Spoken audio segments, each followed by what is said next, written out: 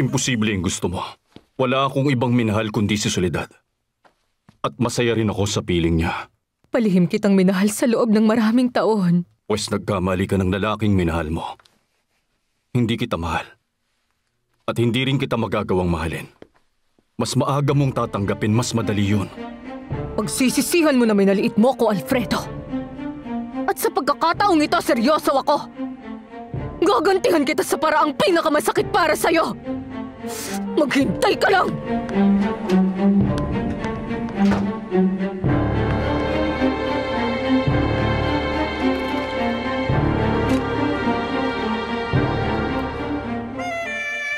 Ngayon ko lang po kasi napansin, senyora, na napakaganda niyo pala.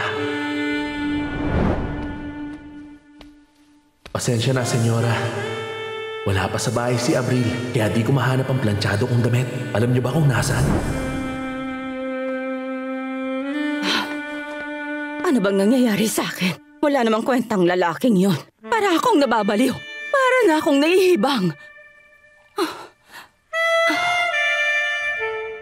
Didiligan ko muna ang mga halaman. Nandun lang ako sa labas kung kailanganin mo ko.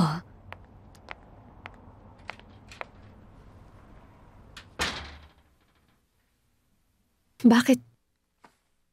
Bakit nandito ka? Anong kailangan mo? Ikaw, mahal ko. Ikaw ang gusto ko. Mahirap ba para sa'yo na maintindihan yon?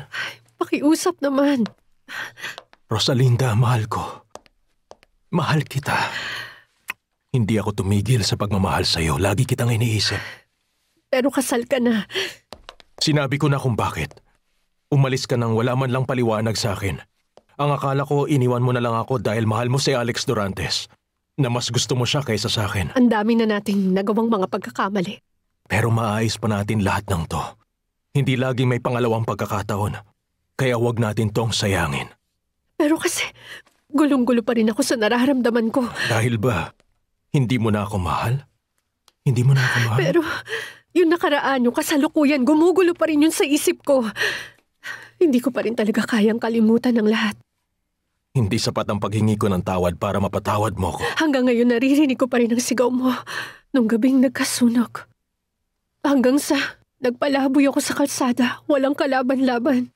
At nabaliw sa pag-aalala sa mahal kong anak. Si Erica, siya lang ang dahilan kaya hindi ako bumitaw. Kung pwede ko lang ibalik ang oras. Pero alam kong ang pagmamahal ko at paninindigan, kayang pawiin lahat ng sakit sa puso mo. Babawi ako sa lahat ng masasamang nangyari. Iaalay ko ang buhay ko para sa'yo. Rosalinda, pakiusap. Huwag mo naman akong kamuhian. Huwag mong baliwalain ang pagmamahal ko sa'yo. Kailangan kita, mahal ko. At kailangan din tayo ng anak natin. Si Erica, ang anak ko, natatakot pa rin siya sa akin, Fernando Jose. Ayaw niya akong lapitan. Umiiyak siya. Tinataboy niya ako. Sobrang bigat nun sa dibdib ko. Kaya nakiusap ako kay Fedra na alagaan mo na siya. Alam ko namang mahal siya ni Erica na parang tunay na ina. At hindi ko sila mapaghiwalay. Hindi pa sa ngayon, hindi ko magagawa yun. Rosalinda, tahan. Rosalinda, mahal ko. Tahan na, ayos lang yan.